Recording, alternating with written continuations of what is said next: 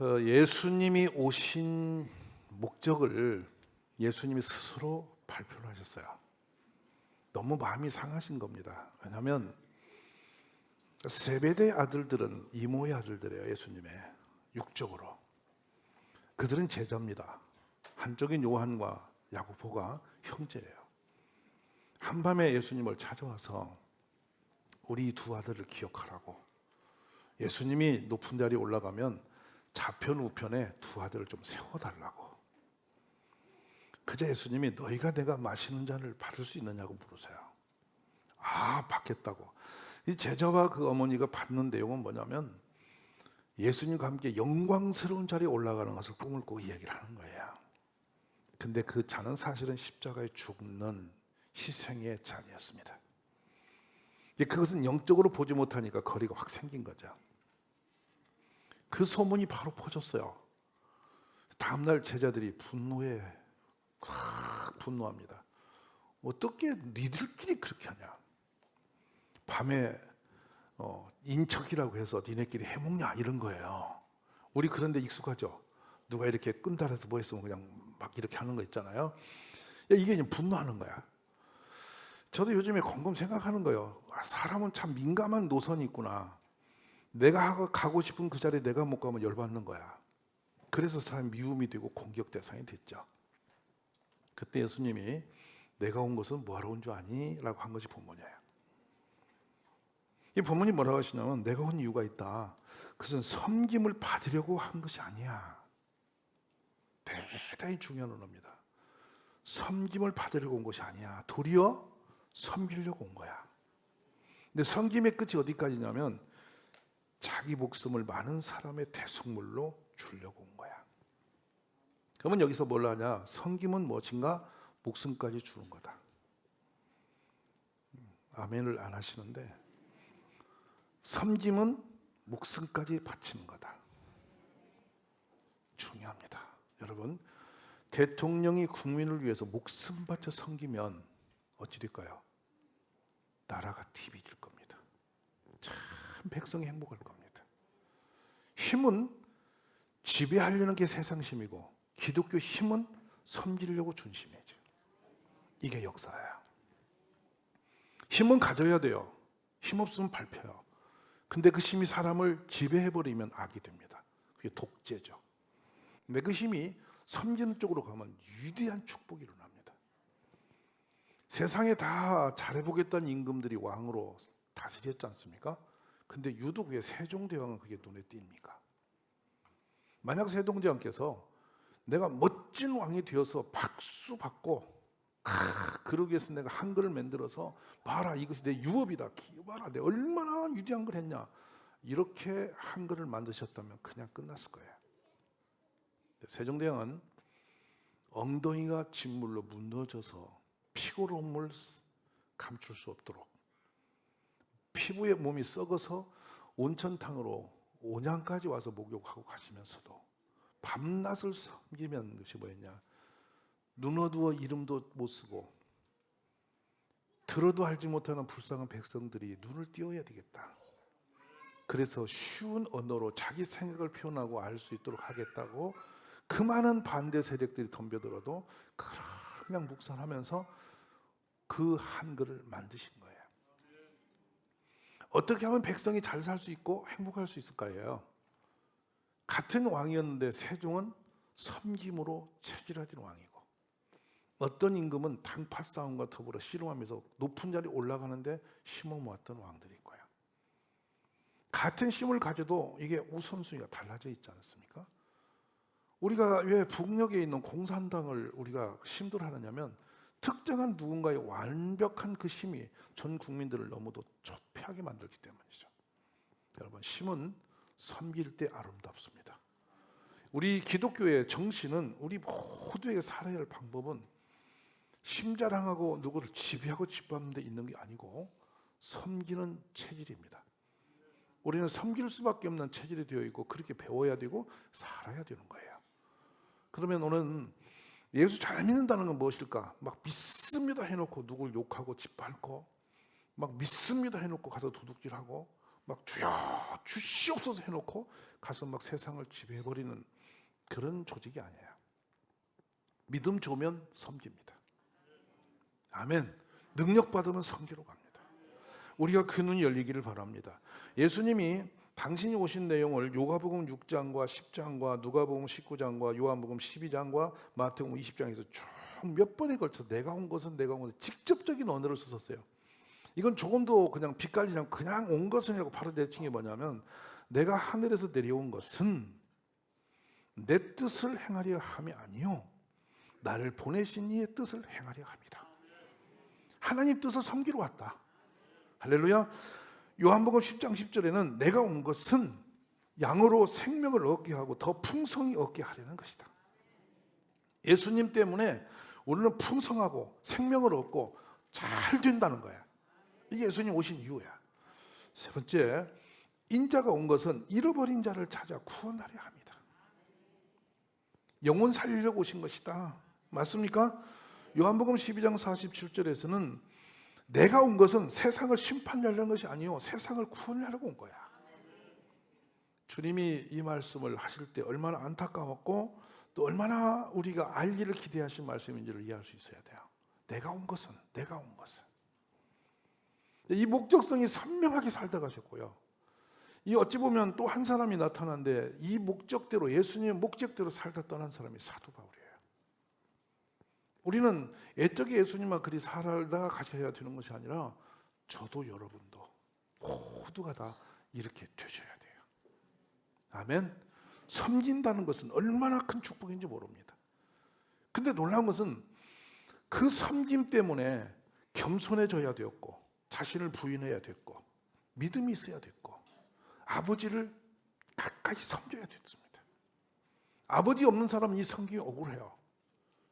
하나님이 나의 섬김을 상 주실 것이고 위로하실 거고 기뻐하실 걸 믿으면 섬김이 행복하죠. 섬김이 억울한 것은 내 육신의 감정이기 때문에 그래요. 오늘 우리 모두가 섬김의 축복을 누리실 수 있기를 주의 이름으로 축원합니다. 그래서 이 동등한 말씀을 마태 20장, 마가복음 10장에도 똑같이 하시거든요.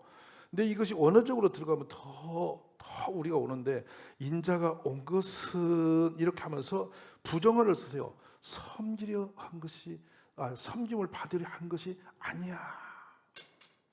완전히 아니야. 라고 하면서 오히려 섬기려고 온 거지, 이렇게 하세요. 오늘 우리 모두 함께 섬김의 축복을 누리시기를 간절히 바랍니다. 하나님 나라를 만들 수 있습니다. 아멘 되세요? 다 세상 사람처럼 비싸게 살기 때문에 복음이 힘을 잃어버린 거지, 복음대로 우리가 섬김의 길을 바로 서기하면 이 도시가 확실하게 바뀔 수 있습니다. 믿습니까? 전 세계에서 당진이라는 땅에 가면 정말 행복하더라. 거기 예수촌이더라. 거기 가면 술집은 망한다. 술 팔 사람은 거기 가지도 마라. 거기 가면 망한다. 다 예수 믿어 거기는. 아멘 안 하세요? 그러니까 우리가 이 색깔이 바뀌면, 생각이 바뀌면 뒤집혀 버리는 거지. 지금 우리 아이들부터 어른까지만 이 섬김의 체질에 되어서 이웃을 섬기고 도시민을 섬기고 누가 뭐하면 가서 힘을 실어주고 막 네 거 내 거 없이 서로가 섬긴다면 도시 하나 장악하는 건 순식간이에요. 근데 우리는 전부 다 세상 사람보다 더 욕심이 많아. 그러니까 기도를 해도 맨날 주여 제가 뜻대로 살겠습니다가 아니고 주시여 주시옵소서. 그래도 어떤 분이, 제가 엊그제도 말하잖아, 계속 그 말 좀 하지 말라고, 하나님이 이제 너무나 거짓대가 모였다고 너무 힘들어하시니까 굳이 때는 맨날 주시옵소서만 하니까 글림하고 이제 바꿨더니 제가 주시옵소서를 하지 말게 하여 주시옵소서. 또 이렇게야. 이게 볼 수가 없어요. 움켜쥐는 거예요. 그냥 계속. 아니야, 이제는 여러분 섬기셔야 돼요. 아멘. 서로 섬김의 축복이 있기를 주의 이름으로 축복합니다. 우리 주님은 섬기는 가정에 복을 주세요. 창세기 18장에 보면 마물에 있는 상수리 나무 그늘 아래서 아브라함이 쉬고 있어요. 근데 손님들이 지나갑니다. 이렇게 나그네가 지나가는데 아브라함이 퍼쩍 보면서 그분들을 불러요. 아브라함이. 주여 오늘 어디 가십니까? 이리 와서 우리 집에서 한번 유수고 가세요. 그러니까 초청을 합니다. 그러니까 멀쩡하죠. 그러다 갑자기 초청해 놓고 뭐 하냐면 집에로 가서 우리 집에서 물을 드리고 바로 부인에게 하는 말이 가장 좋은 가루로 최고의 떡을 맹글어라. 제일 좋은 요리를 해라. 그더니 저쪽으로 가서 요한간에 가서 정말 살찌고 좋은 송아지를 잡아. 그걸 막 종들 빨리 요리를 해와라. 이래가지고 얼마나 정성껏 그 손님들을 대접하는지 몰라. 그랬더니 손님들이 그 음식을 다 먹고 뭐라고 아브라함한테 말하냐면 당신이 아들 낳을 거야 그랬어. 아멘. 잘 섬기면 100살의 아들을 낳는 거야. 아멘이야. 그러니까 아브라함이 뭐냐고 부인은 그만에 음식 준비하고 천막밖에 들어가서 놀란 거예요. 90 먹은 할매 보고 애들 아들 낳는다니까 너무 놀라서 아이고 웃긴다 말도 안 된다 하다가 들켰어. 아멘. 그래서 아들 이름이 웃음이 돼갖고 이삭이야. 맞지? 근데 룻은 또 손님들이 가는 걸 또 그늘 앉았다 봐서 룻이 봐가지고 오시라는 거예요. 갔더니 이 무교병 마른 떡 하나 주고 자라고 그랬어. 똑같은 그 손님이야. 여러분 상상하세요. 근데 이것이 뭘 얘기하냐? 그 초라한 나그네는 사실은 하나님이셨다는 거예요. 하나님이 우리 오실 때 막 멋지게 황금마차 타고 와 나팔불고 그렇게 안 오셔요. 가장 작은 소년 하나같이 가난한 이웃처럼 쓱 와서 우리를 보시는 거예요. 근데 그분을 주기 하듯이 잘 섬기는 그 사람에게 주님은 축복의 문을 열어주시는 거예요. 기억하시기 바랍니다. 그러니까 괜시리 예수 믿는 게 아니죠. 제발 롯처럼 살지 말고 아브라함처럼 사세요. 아브라함의 그 중심은 거기서부터 일어납니다. 그래서 아브라함이 이 롯이 재앙을 받는다 할 때 기도를 하고 하나님께 씨름하지만 주님이 그 아브라함의 그 기도를 끝까지 들으시는 거잖아요. 그러니까 섬김의 축복은 여기서 있는 거죠. 여러분 섬기는 거 억울하게 생각되지 마십시오. 감사하십시오. 우리 주님은 항상 낮은 자의 길에 같이 가세요. 섬기는 자의 역사 속에 같이 계세요. 높은 데서 이렇게 상전으로 타는 곳은 주님이 가신 적이 없으세요. 그래서 이 섬기는 사람은 영적 눈이 좀 열렸으면 좋겠는데요. 이 안식일 날 손마른 자를 고치고 안진뱅이가 인나고 이 소경이 눈을 뜬단 말이에요. 그 때문에 바리새인이 예수님을 죽이려고 온 거예요. 안식일은 분명히 하나님의 입장에서 아무 일도 하면 안 돼요. 하나님만 영화롭게 하는 거예요. 아멘이세요? 그들도 하나님을 섬기는 사람이고 예수님도 하나님을 섬기는 상황이에요. 근데 예수님은 안식일을 초월하여 병든 자, 약한 자, 그 상처 입은 자를 고치는 데 목적을 갖고 계셨고 그걸 섬기려고 힘을 쓰셨고 바리새인들은 그 문서적으로 지키려고 힘을 쓴 거예요. 그래서 나중에 바리새인들은 예수님께 버림을 당하고 또 바리새인들은 예수님을 죽이게 됐어요. 자, 여기서 얼마나 무서운 갈림길이 있는지 보셔야 돼요. 내가 교회를 잘 가서 예배드리고 헌금하고 교회에서 할렐루야를 외치고 다녀도 섬김의 눈이 열리지 않으면 하나님과 대적자로 갈 수가 있어요. 사람을 비방하죠. 여러분 잘 들어보세요. 기도 열심히 합니다. 그리고 가서 저 세리 죽이고. 제가 많이 듣는 말이 끝에는 제가 뺄게요. 저 세리 어마어마해요. 내가 항상 웃음 많은 거예요. 그분 아세요? 그분 그놈 말이야. 왜 그렇게 돌아가죠? 근데 그분이 불신자면 그런가 해요. 근데 교회에서는 막 1등 뭐요? 그분이 이러면서 뒤로 이렇게 칼을 대는 거예요. 섬김은 떠나서 가지 않을 곳은 빨리 갔고 섬기는 자리는 너무 멀어진 사람 아니에요. 오늘 우리는 어떻게 살고 있습니까? 한 해가 다 저물어 갑니다. 여러분 어떤 섬김을 해봤습니까? 우리가 나만 예수 믿고 교회 가서 예배만 드리면 된다는 생각을 벗어버리고 섬기러 다니셔야 돼요. 아멘. 섬기셔야 돼요. 근데 섬김의 대상이 누군가 하면 높이 있는 분을 섬기는 것은 자동화돼요. 세상이 다 해요. 근데 기독교에는 하찮은 사람, 세상에 소외된 사람, 연약한 사람들을 섬기러 가는 거예요. 땡볕에 우물가에 앉은 예수님 완전히 물길로 오셨잖아요. 그 여인은 세상 사람들에게 돌팔매 맞이할 여인이고 그래서 자신의 삶이 너무 수치스러워서 도저히 사람들 앞에 설 수가 없이 되어진 사람이에요. 모든 사람이 땡볕에 피곤하여서 이제는 쉼을 갖는 오참을 이제 낮에 잠을 자는 오침을 하는 그 시간에 이 여인은 생계를 살기 위해서 물동에 이고 우물에 온 거예요.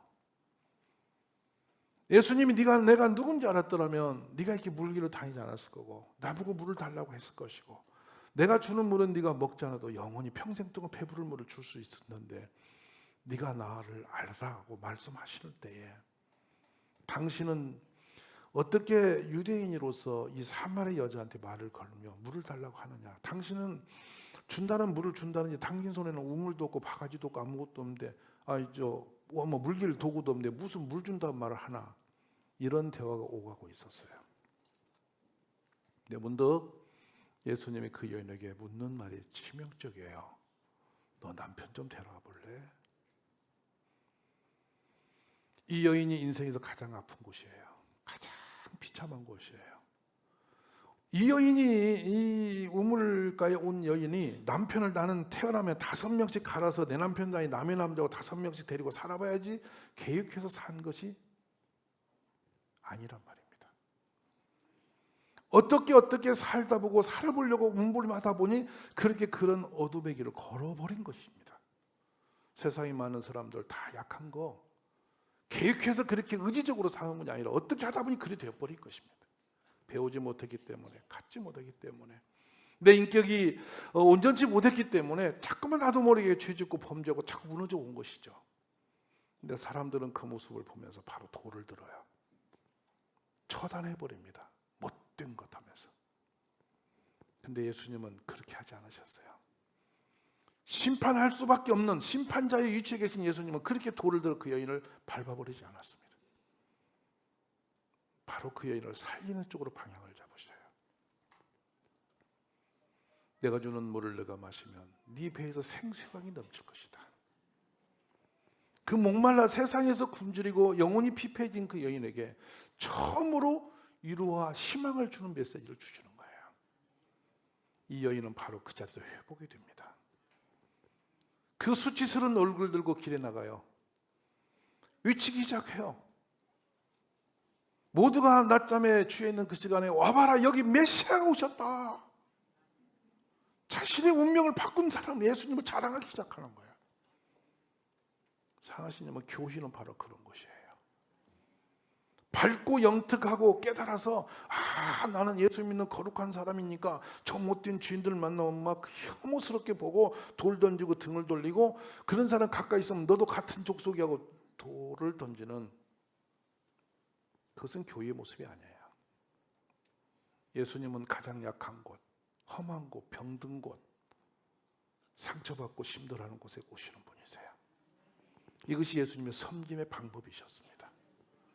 세상 사람들이 다 머리를 흔들고 눈에도 꿈에도 보기 싫어하던 그 모습으로 예수님이 이 땅에 오셔서 가장 약한 자들의 편에서 그 길을 걸으신 것이 기독교인들이 사는 방편인 것이에요. 오늘 사랑하신 가족 여러분, 멋지고 성공된 사람은 세상에서 존경받을 수 있다고 생각해요. 박수 받아요. 근데 기독교는 가장 험한 곳, 약한 곳에 달려가는 것이 기독교의 길인 것이에요. 사도행전 2장에 보면 처음 이 땅에 생겼던 교회의 모습이 나와요. 제 교회 모델이에요. 마치 건축을 하기 위해서 설계 도면을 그려서 설계 도면에 따라 건축을 하는 것과 같이 교회란 이런 거야 라고 하나님이 보여주신 게예요. 근데 거기에 뭐가 나온지 아세요? 날마다 한 마음으로 교회에 모이기를 기뻐했어요. 아멘. 첫 번째, 모이는 것이 즐거웠어요. 자, 보기 싫은 사람이 오면 모이고 싶겠어요? 내가 싫어받는 사람, 그 사람이 있는 곳에 가고 싶겠어요? 거기는 근데 놀라운 것은 헬라인이나 유대인이 섞여 있는 거예요. 유대인은 하나님의 백성이라고 자존감이 높은 사람들이고, 이 헬라인 이방인들은 이제 저주받은 죄인들이라고 그들은 꿈에도 보기 싫었던 인종들이에요. 근데 그들이 예수 이름으로 교회란 곳에 모여진 거예요. 근데 신비로운 것은 같이 말씀을 기쁨으로 받아요. 그리고 같이 기도를 해요. 그리고 더 중요한 게 뭔지 아십니까? 날마다 모이면 누군가가 자기 재산을 털어서 갖다 놓고 그걸로 나누고 먹고 구제를 해요. 아멘? 교회는 그런 거예요. 잔치예요. 십시일반 내가 있는 거 내가 들고 나와서 섬기는 거예요. 그게 축복이에요. 그랬더니 주께서 이 주변 사방에 칭송받는 소리가 자자해질 때 주께서 구원받는 영혼들을 날마다 보내주셨다는 거예요. 이것이 교회의 역사예요. 오늘날 교회는 너무 썰렁해요. 무서워요. 종종 그런 말 해요. 교회가 무섭대요. 좀 오세요. 아이고 무서워요. 왜 무서워? 누가 그 호랑이 있나? 그랬더니 아니요. 너무 차가워요.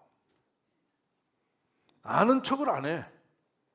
아는 자기네끼리 안녕하세요. 낯선 사람 오면 누구냐고 물어보지도 않아. 거기 무서워서 못 가. 여러분, 여기가 별천국이에요. 교인들이요, 얼마나 냉정하고 싸늘한 눈을 가지고 사람을 째려본 자세요. 너 죄, 너 뭔 죄 이런 거예요. 아니요, 교인은 어떤 죄도 오픈 뒤어도 그래, 얼마나 힘들었니? 얼마나 어려웠니? 너 어쩌다 그런 실수했니?